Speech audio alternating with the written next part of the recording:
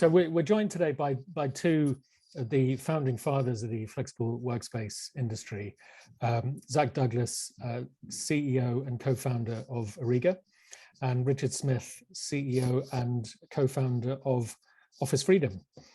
Thank you very much for joining us today. I thought we'd just start off with, in spite of the fact that you're obviously incredibly well known in the industry, to start off with a little quick introduction for the two of you, starting with you, Richard. Yes, thank you very much for having me on your podcast. It's a pleasure to be here. Richard Smith, the founder and CEO of Office Freedom. We were the world's first flexible office broker, actually. Way back in 1993, we started. Back in the days when I had black hair, before electronic mail, before Google, and before the internet. So yeah, it was a whole different world, which I'm sure we can go into a little bit further down the line. But yes, thank you very much for having me. Not a problem. And Zach? Yeah, Zach Douglas, CEO, co-founder of Ariga. We set the business up just over 20 years ago, in fact, in our 21st year this year. And yes, I remember Richard pre-internet, definitely via a fax machine. I think was the first time I met Richard. Yes, that seems a good place to start a conversation. Actually, the time BG, but before Google. I looked it up just before the podcast. Actually, that in 1998 Google was founded.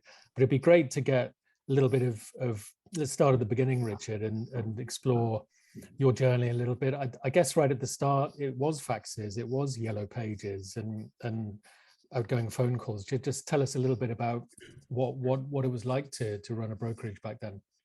Well, the way it started is I was a leasing agent, office space leasing agent in central London from about 1986 to about 93, and I was walking through Berkeley Square into Curzon Street in Mayfair, London W1, looking at some leasehold offices with some clients. We walked past this building, and outside it had the word serviced office or business centre. And me and the client said, "What's that?" And neither of us knew, so we just thought we'd check it out.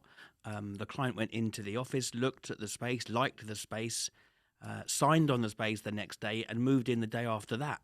And that was like a very alien concept for a traditional leasing agent who is used to transactions taking many months, and often aborting at a late stage, and it becoming, quite a challenging experience getting deals over the line. But when I realized that this was a marketplace that existed, and I realized that there was no agency that specialized in it, I basically saw that gap in the market, and I thought that I would set about aggregating relationships with the serviced office providers in London, and then I went to the rest of the UK, and then in year 2000 I went to the US. But in the early days, it was generating inquiries from like the good old-fashioned yellow pages, the Evening Standard, and sending referrals by fax. I just missed telex. Actually, it wasn't telex, but that was just right behind. We just got past fax. That. But yeah, faxing inquiries, and it was an unbelievable experience setting that company up. Would a lot of your marketing budget go literally on placing ads in yellow pages? Yes, a lot of investment in the yellow pages, in the Evening Standard, and in relationships with commercial agents and serviced office providers. And Zach, right at the beginning, of course, Ariga is celebrating 20 years this year. Tell us a little bit about your experiences right at the beginning in generating inquiries, and was it similar, or were you slightly beyond the yellow pages era? No, I think it's fair to say we probably came in on the tail of the yellow pages era, to be fair. We still had an active fax machine, and I remember it being one of the first pieces of office equipment we purchased, because that was how you got leads in those days. And I think, thinking about sort of 99, 2000, still I had dial-up internet at home. If anyone sent me an attachment that with a letterhead or something that was embedded in it, it might take sort of 25 minutes to download it. So I think, the fax machine was very much the the chosen piece of equipment for receiving leads in those days, as I recall. I remember having one in my office at home. It's amazing, isn't it? And to think that I would wager if you stopped 100 people below the age of 20 in the street and asked them what a fax machine was, they wouldn't know what you were talking about. But I think one of the interesting things is that everything changes, but nothing changes, in the sense that the telephone is still primary, isn't it? And that kind of voice contact is still fundamental. I mean, I guess for you, Richard, qualifying leads and developing an understanding of what the client wants, it's still very much phone-based, isn't it? Yes, I mean, one of our key elements of our model is to take the brief and understand the client's needs and qualify the inquiry. We don't automate any of that process. It's very important for us to reach the client at the beginning of the search and understand their needs, so that the more information we can garner from the client, the better it is when we send client introductions to Ariga, because the more information they know, the more they can help the client and understand their needs. And you mentioned automation. I mean, Zach, can you ever foresee a day when more of the transaction, maybe even a smaller transaction, are done online, or do you think that's just never going to happen? I think for offices, I think it's still a fairly emotive purchase, and I certainly know that I'm not aware of Ariga ever having sold an office where someone didn't actually visit the building, even if it wasn't the person that signed on the dotted line, because I think it's important. It's where people are putting their business into, and I think they need to make sure that it's something that works. Yeah. And I think different people want different things out of their office space. But we're certainly for things like virtual offices, meeting rooms. Those products are now sold online, whereas previously 10 years ago they pretty much weren't. And exactly. Let's move the conversation on to the relationship between brokers and providers. Without stating the obvious, brokers and providers, but both need each other to run a profitable business. I'd be grateful for both of your thoughts on what it is that makes a good relationship. Clearly, relationships are vital, but Richard, from a broker point of view, what are the key things that operators can do to really develop that relationship with you and kind of oil the wheels, if you like?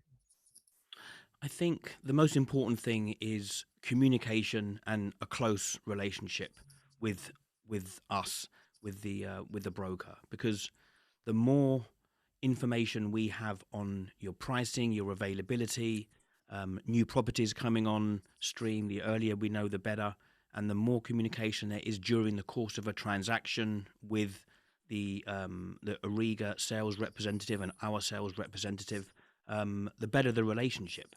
And it's very important to be transparent, avoid the fluff, so to speak, and just literally tell each other how it is, so that we can all be aware of what the client is looking for and get the right deal for the client. So that's been demonstrated recently. Only in the last month or so, we've done 2 very large transactions with Ariga, totaling about 130 desks, 60 in Holborn and 70 in Bristol. So, there's definitely, in fact, I said to Zach, things are looking good on that front, and his phrase was, we're cooking on gas. So I think that is a perfect demonstration of how a relationship can flourish by the teams having a very close relationship. Yeah. And do you think because of course you get a lot of information coming in every day in a brokerage, don't you? And from an operator's point of view, clearly they want to be the ones that you think of. And now that we're able to meet face to face, how important is that? Getting together, to almost sharing social time. Zach? Yeah, I mean, I think it's vitally important, actually. I think that that trust piece between the broker and the operator is vital to the relationship, and it goes both ways, because we are very reliant as the operator on the broker to represent us appropriately, to make sure that inquiry is right for the product that we offer. So we are, we have to trust them to filter the inquiries and make sure that we see those inquiries which are right for our business. And then clearly the broker, on the other hand, has to trust the operator to make sure that they will do the best they can to close that business, and then look after that customer so that that customer remembers both the broker and the operator fondly at the end of the transaction. I think that's a vital part of the relationship.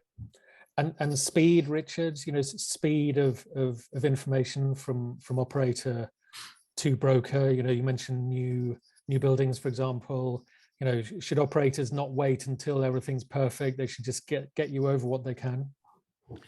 I think an operator, when the day they go live, if they have pre-sold as much space as possible, then they're a happy operator. So in order to pre-let as much space as possible, then I think communicating what's coming up, and even allowing viewings at the earliest possible opportunity. I mean, doing viewings in hard hats is not that uncommon nowadays. No. And I think that clients sometimes have a better idea than they used to about how they can envisage the space, how the market has evolved, and what they can expect from a serviced office. Because in the old days, serviced offices were not fit for purpose, and that's why the industry struggled and was a bit of a slow journey. But now, especially with the Riga's offices, the look and feel and the interior design of a Riga's offices have always stood out, and that's something that is important for us to be able to communicate that to clients. But as you say, the face-to-face, you can't beat that. That has definitely accounted for a reason why obviously transactions have increased. And even only last week I was at an event where we were sponsoring an event called Work Tech London, and it was great to be able to actually have a face-to-face communication with clients and talk to them about the marketplace. There's no substitute, is there? And we've spoken about this at length in our previous podcast, and we've all missed it massively, but it's great to be able to get out there again. So you guys have known each other for a few years, let's say, and you've got a good knowledge of each other's business. Zach, obviously Office Freedom is the original one of the clear leaders in the brokerage market. What would you say is the best thing about Office Freedom? Well, I would have to say Richard, obviously, because we have Richard on the podcast. But I think genuinely, and you touched on it right at the outset, Rob, is that Office Freedom are the original broker, and I think the experience and the background they have is incredible. They still have people there that were there many years ago, Richard included, but they've got a breadth of experience that spans not only the last few years, but spans now over 3 downturns. And I think for a business like ourselves, who have now traded through 3 downturns, it's good to know that you're dealing with people who understand a good cycle and a bad cycle. And I think very often in business, you only meet people who've seen the upswing of a particular economic cycle. And I think having a business relationship where you've both seen the best and the worst helps to engender the trust and the long-term relationship. And also I think the knowledge of what each other's businesses require through those periods. And I think it's there's no substitute for experience, I think, in any industry, this one particularly. I think that's a really interesting point about the two businesses having traded through those 3 downturns. And Richard, the same question to you about Auriga. Well, one of the best things about Auriga is undoubtedly the CEO's hair. I mean, I am personally I used to be, I was told I was the industry #1 when it comes to hair. But in recent times, I've noticed that Zach has made a very, very big play for that #1 position. And I told him recently at another event we were at Juicy that I've surrendered that position to him on the podium. His whole look has upgraded massively recently. And I do feel quite challenged by that, I have to confess. But I'm going to be content with a silver medal on that basis for the time being. But I just thought I'd mention that. And well, I'm nowhere to be seen in that league, so you're doing well. I think you've got more in you, Richard. I don't think we've seen the end of this.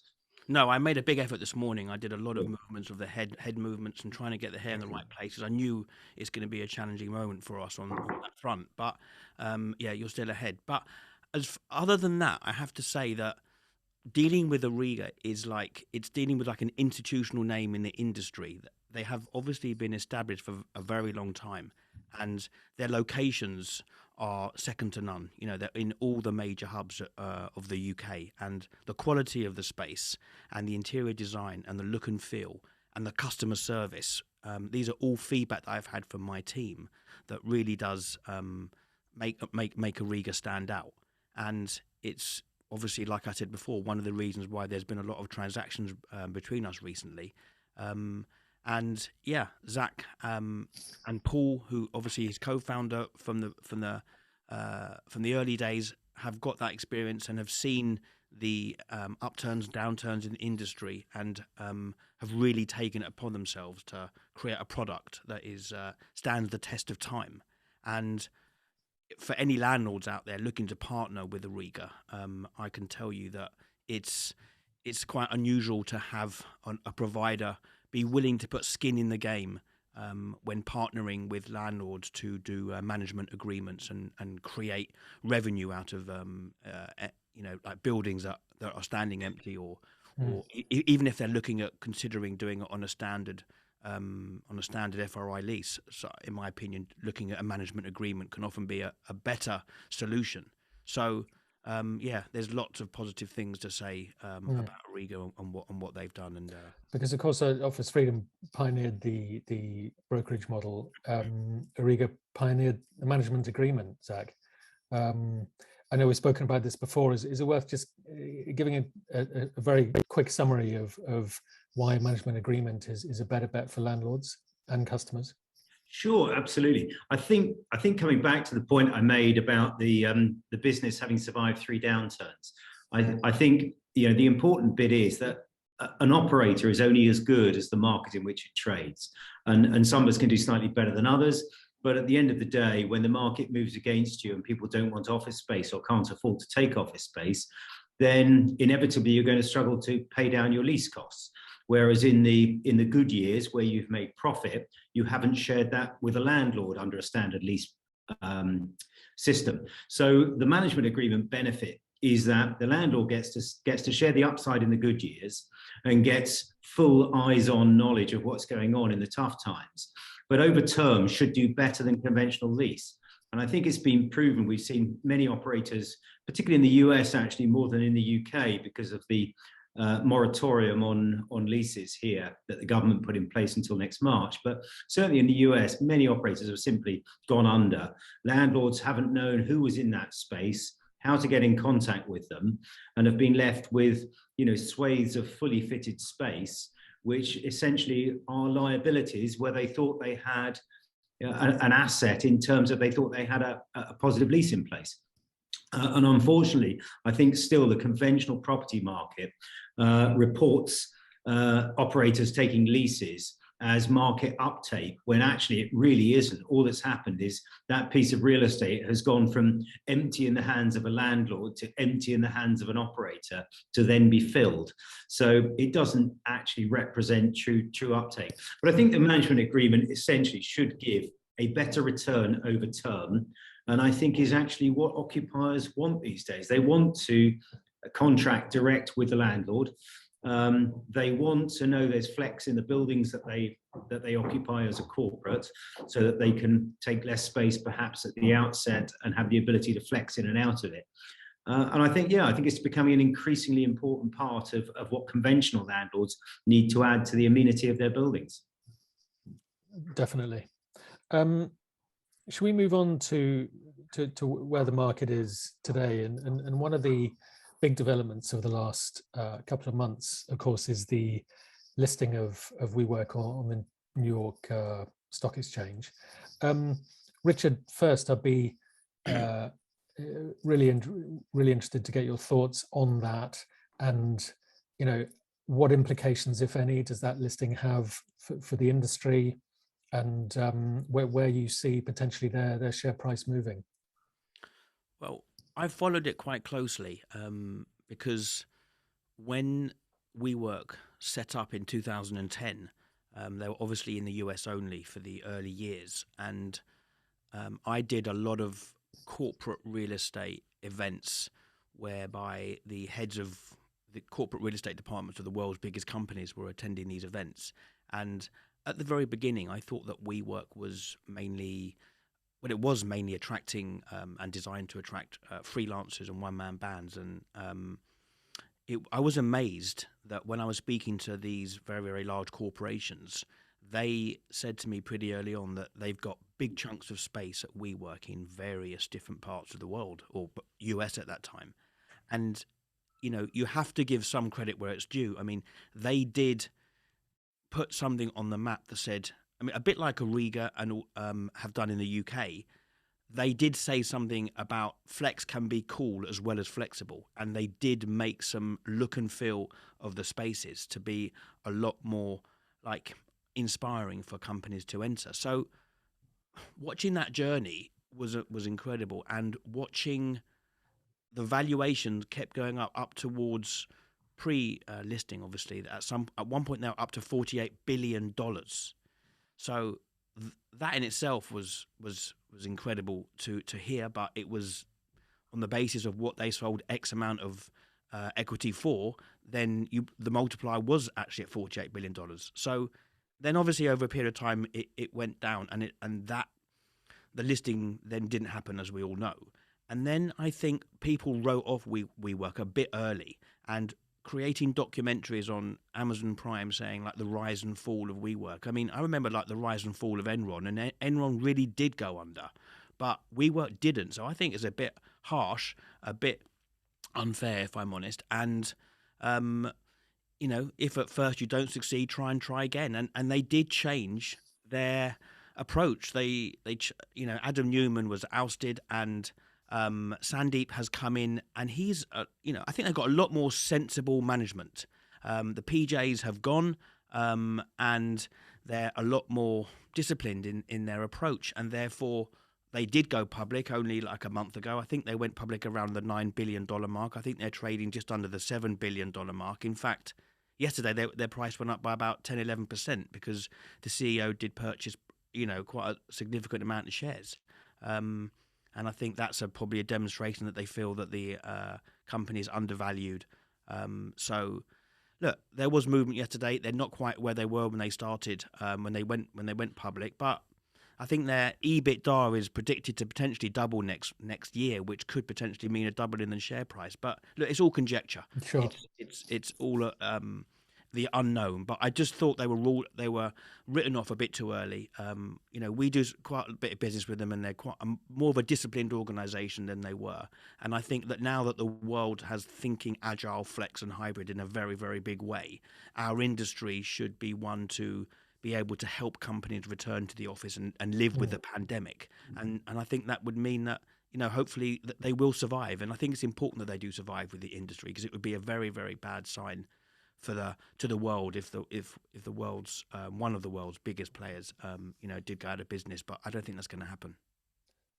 And Zach, obviously the competitor, so perhaps it's slightly more difficult to comment, but fair that they've helped to expand the market and awareness of the product. I think there's no doubt. I mean, you know, whatever happens to them going forward, they will always be remembered for having effectively changed the public face of our industry.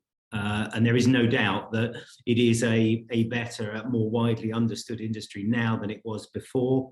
I think, you know, it was a great marketing exercise, a great sales exercise by arguably a very talented entrepreneur. That was backed by untold sums of money from an institution.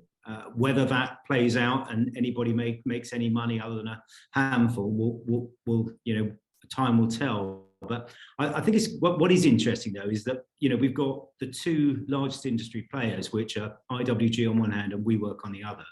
IWG have been around for 30 years, in fact, just over 30 years. They're a larger player than WeWork. They're profitable, which WeWork aren't, have been profitable for many, many years.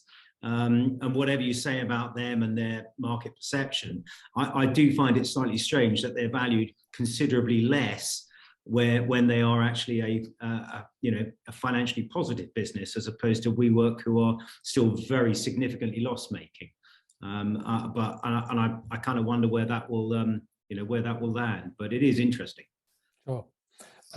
Let's move on to market trends, and I think you can trace the evolution of the industry from location and connectivity and design, and clearly WeWork's had a big influence on that.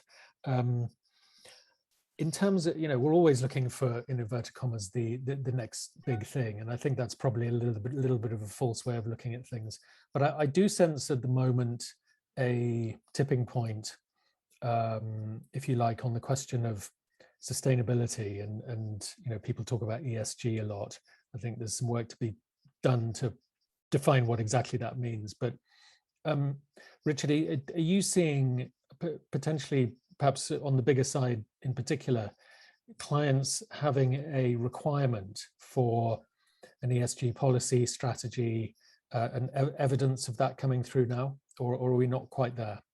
I'm reading a lot about it, and I'm hearing a lot about it, and it's obviously critical in terms of sustainability, climate change, that the world changes and doesn't just take it for granted that everything's going to be all right and it's someone else's problem. So there's no doubt that the smart buildings and better technology and greener offering is an absolute necessity going forward. Yes, but to answer your question, I wouldn't say that it's prevalent in the majority of inquiries that we get. But I do think that the world's biggest organizations are thinking more along those lines initially, and a lot of them have kind of put the return to the office on hold. Very early on, the Microsofts, the Googles, the Facebooks, the Amazons, early on in the pandemic, they all announced that they would be holding back from returning to the office. Some of them even said some teams are permanently never going to have to go back to the office. But I think 2022 and later on in the year and 2023, but a lot of companies have marked Q1 2022 as a time to return to the office, and that's when I do anticipate a lot more demand and request for spaces that can accommodate those requirements. Okay, and sustainability considerations, Zach, presumably that's on your radar. Absolutely. I mean, I think it has to be, because it's become a very widely considered agenda item. I think I have to say, from a personal point of view, I think there's a lot of double standards in it. And I think, we'd like to see some plastics removed from our oceans, as well as some of the other initiatives we're doing. But absolutely, I mean, sustainability is key. Things like lighting management systems in buildings, energy efficient lighting has been something which we've got installed into all of our buildings. So you've got light sensors that turn lights off when people go in and out of offices. Where we can, we've got air conditioning that turns off where people leave an office. And I think we always try and be careful, and always have done, with what cleaning products are used and what goes down the sinks in our space, and also about recycling waste. And I think, as an operator, there is probably only so much you can do, because you are within the envelope of a wider building, which in our case, because we manage it and don't own it, we have to work hand in hand with our landlord partners to achieve the outcome together. But absolutely, it's a big focus for our business. It's a big focus for our customers. And I think it's something that, as we move forward, will be a bigger and bigger part of our lives, I'm sure. I mean, Zach mentioned in terms of plastics.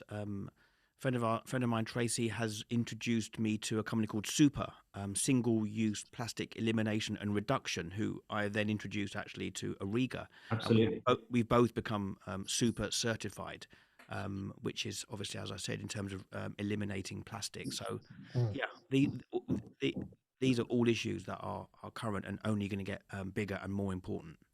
Of course, and at the same time, the basics of location, cost, and design, of course, are that doesn't mean in any way that those considerations go away. In terms of, we've spoken a lot about hybrid working. I'm going to put a very simple question out there. I know it's not a simple answer, but and a lot of people have different viewpoints on this. But Richard, where do you stand on hybrid working? Is it something that we will have all forgotten about a few years from now, or has there been this sort of fundamental shift, do you think?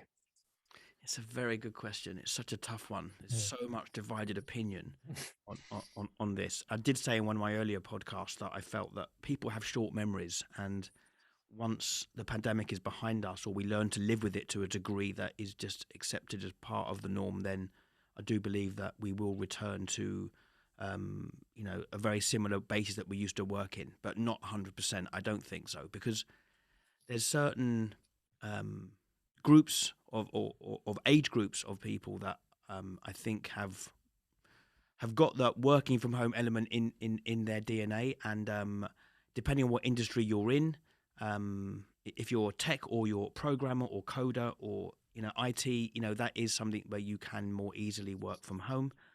In our business, obviously, when we're face to face, and in the sales business of showing clients offices, that's something that doesn't really work. But trying not to get too involved in our own world and trying to look at the broader picture. I think that people need collaboration. They need mentorship. They need training. They need to be with other people, and they need to have fun in the office. And, I think that, well, to me, hybrid means a mix between working from office, working from home, partly hub and spoke, maybe working locally, maybe working in a central location. So I do believe that people will revert back to almost where they were, but there will always be some degree of hybrid. And look, our industry can accommodate hybrid. You take a traditional 10, 15, 20-year lease, that's not hybrid.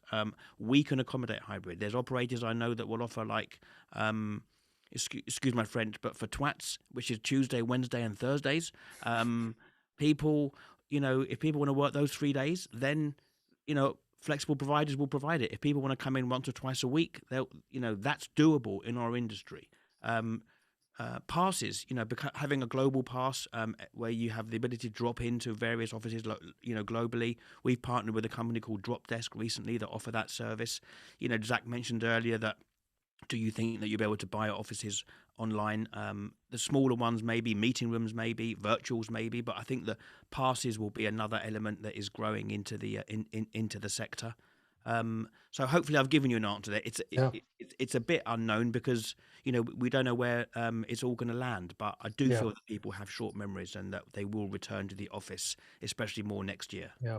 And Zach, TWT, do you think? Yeah, well, I think it's fair to say that I think people that used flex space before the pandemic were already, in my opinion, by and large, early adopters of hybrid working, because it wouldn't be abnormal to wander around a fully occupied contractually flex space and see about half the desks empty on any given day, because the people that use flex space use it more efficiently, or will be used to working from a client site, an alternative site, bit of home working.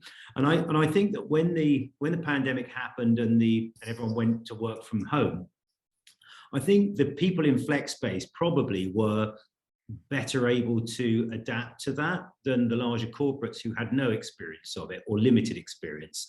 And I think that, if you look at things like the agile telephony and IT solutions that our industry provides, I mean, they were there already to support them.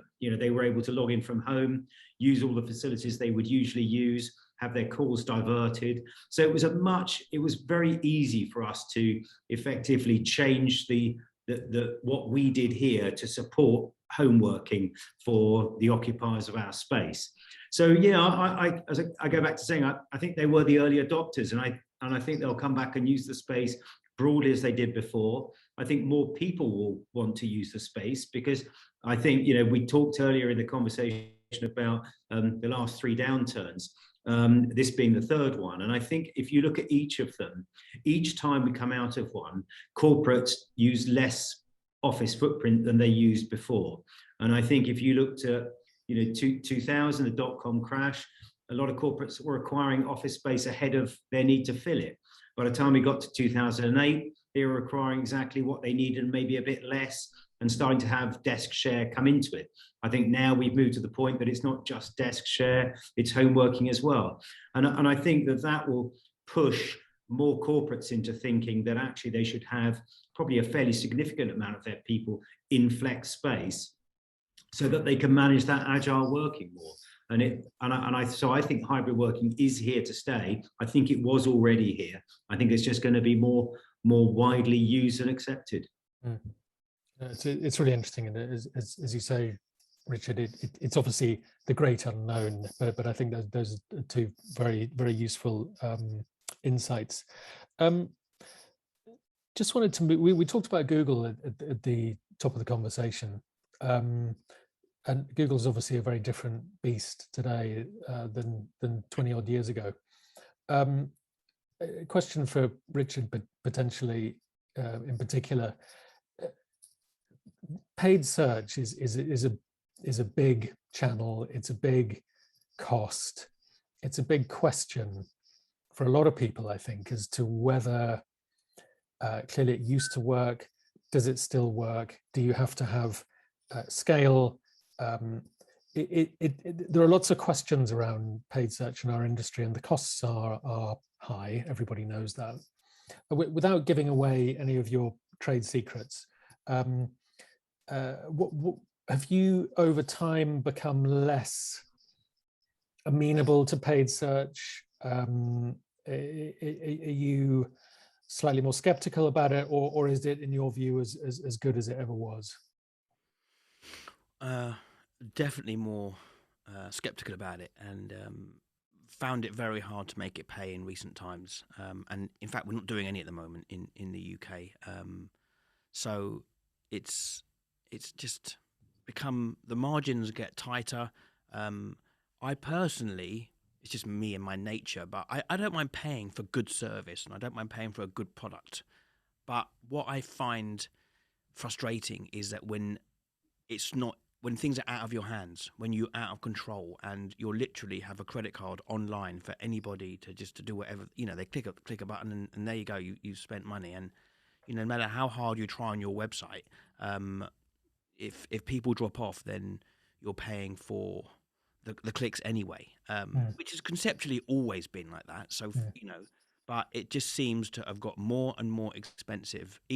All the keywords have got more and more expensive, and the more people drop off after doing an initial search. So it was just, the return wasn't there. So at the moment we're not doing it.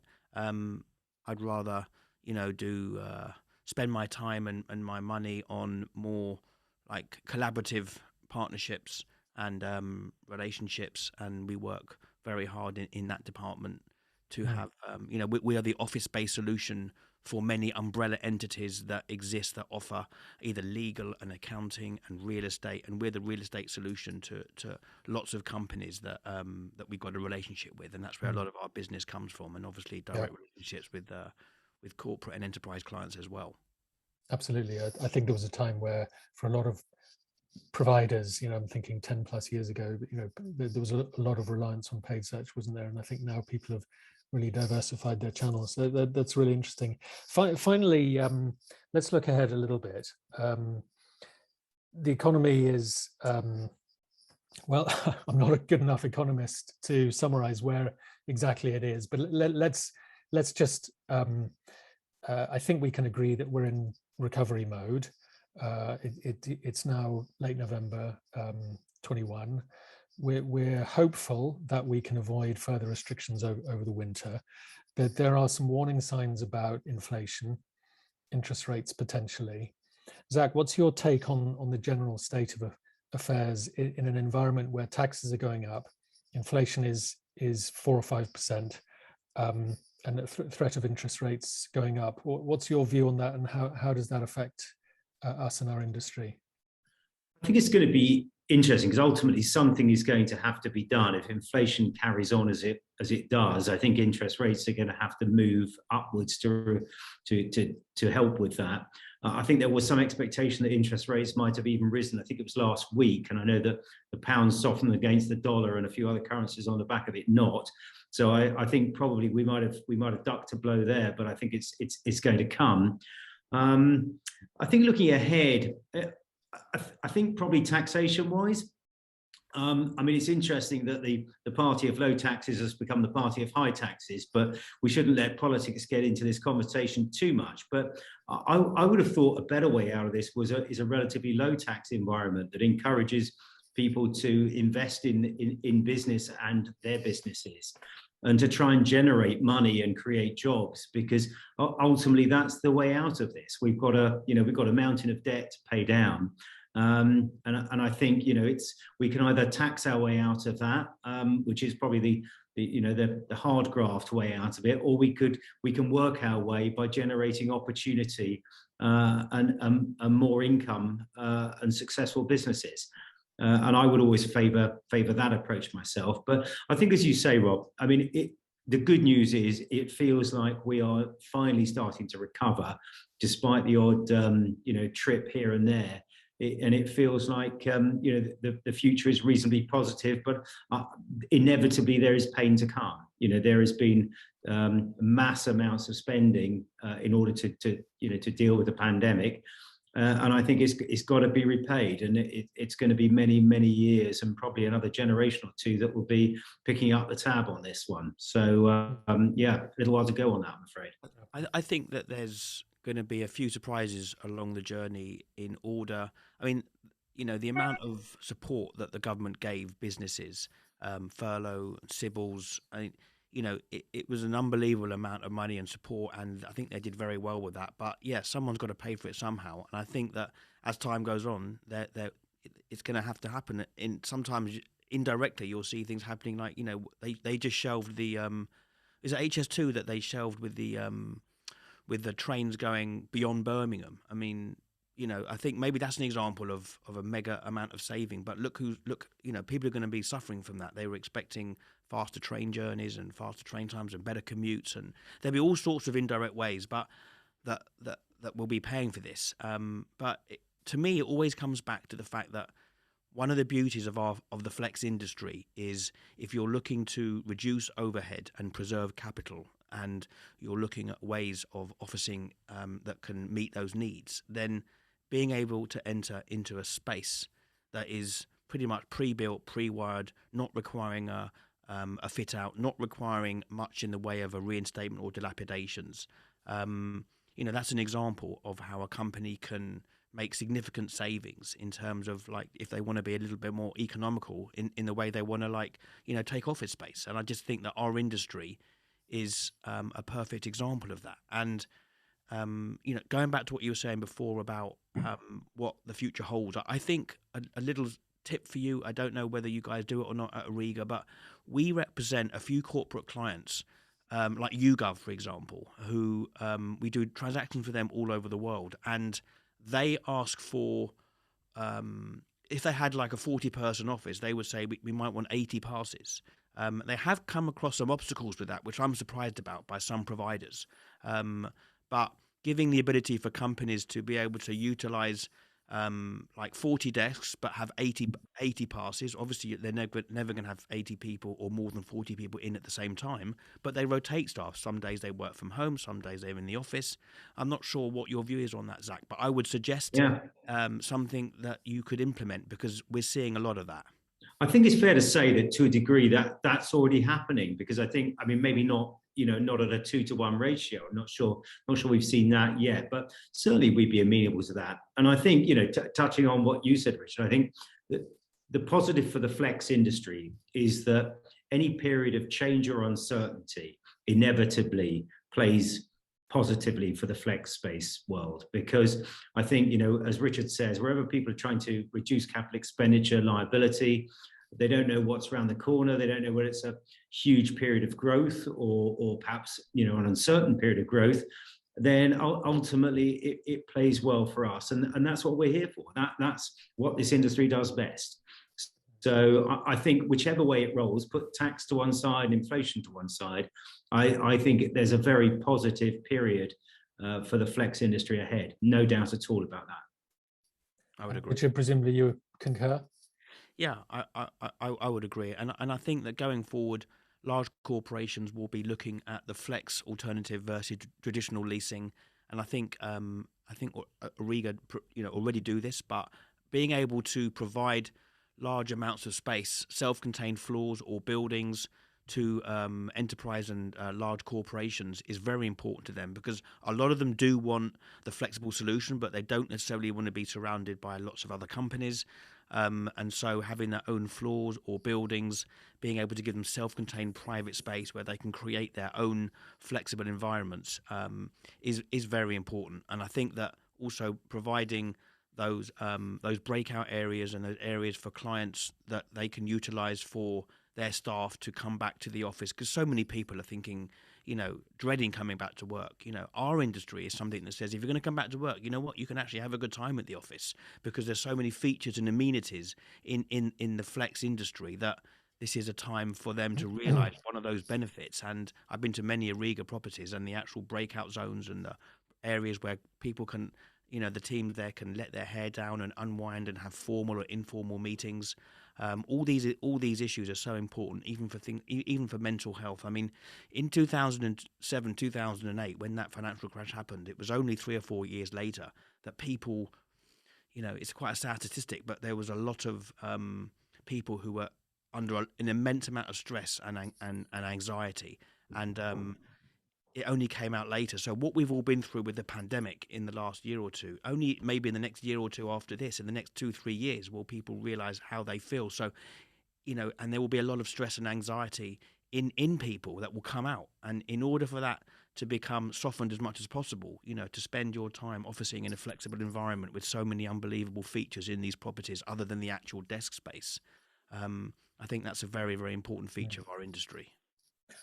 So absolutely. So some challenging times ahead, but actually that creates opportunities for the flex industry. And on that very positive note, just remains for me to thank you both very much for coming on the podcast today. It's been fascinating to hear your views. It's a pleasure. I really enjoyed it. Thank you very much for having me. Yeah, thanks very much, Rob. Really appreciate it. And thanks, Richard. I'm glad that we're able to arrange this. I know we had one postponement, but at least we got it to do. I mean, me and Zach were trying to arrange a social arrangement in the last 6 months. We still haven't managed to do it, but we've nailed this one. So, Zach, we have to nail that dinner one night.